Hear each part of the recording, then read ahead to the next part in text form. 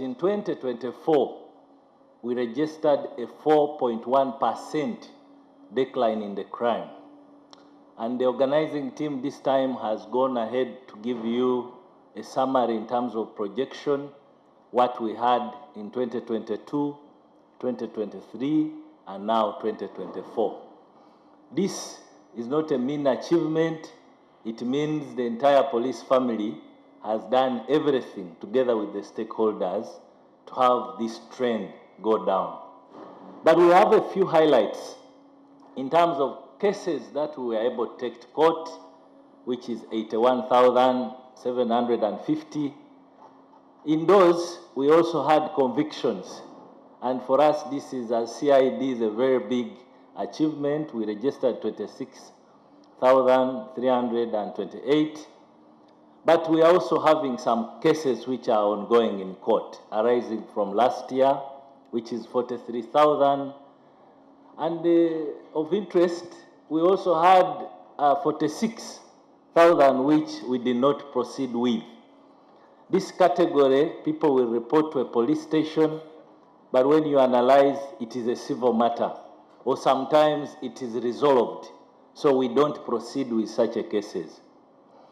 But we also had 1,510 acquittals by courts of law, but the overall total which we submitted last year to the Office of the Director of Public Prosecution was 119,000, and we also managed to get some cases dismissed, sometimes due to some technicalities, sometimes maybe we didn't put up the best case, so we go back and revisit these cases, and these were 10,000 plus.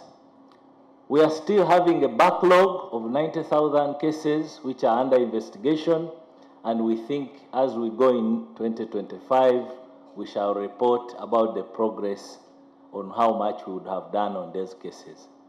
Now, briefly, Afanda IGP, the team has tried to prepare just on the highlights of specific crimes. Of 61,529 cases registered, compared to what we reported last year, gives us a decrease of 6.6%.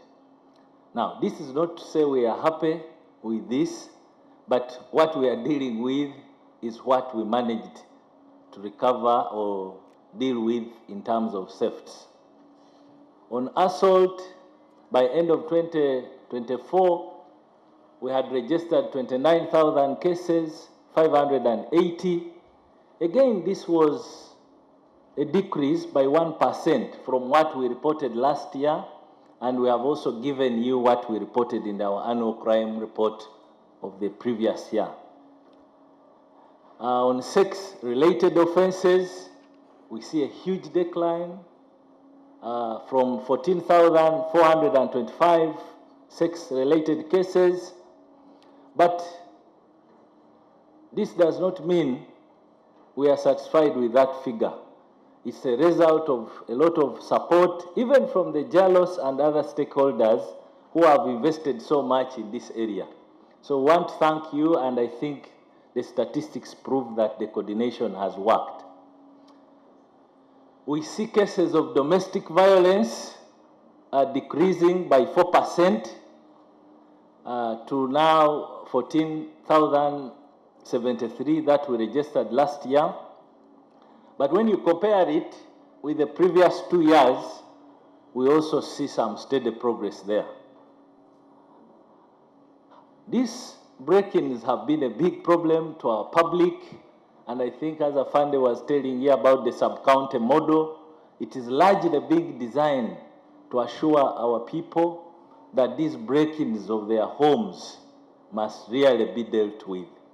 But interestingly, from our statistics, you realize that it went down by 7.1%, meaning the combined effort we have used, all of us, has paid off.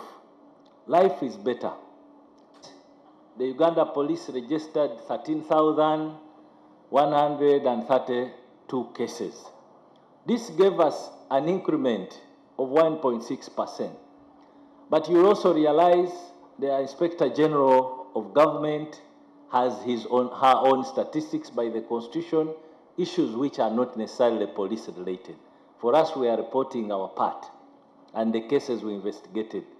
Afande IGP, I want to report to the country that I think police has done some work in this fight on corruption, and we don't want to talk about it a lot. But we want to assure Ugandans that we are going to deal with these cartels.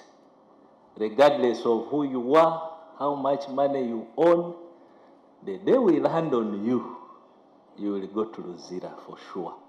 I'm happy Afande is here. He's keeping some of our big clients.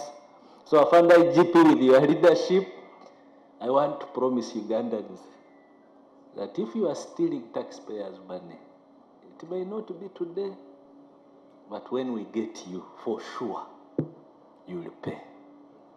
That one I can pledge before the Ugandan population.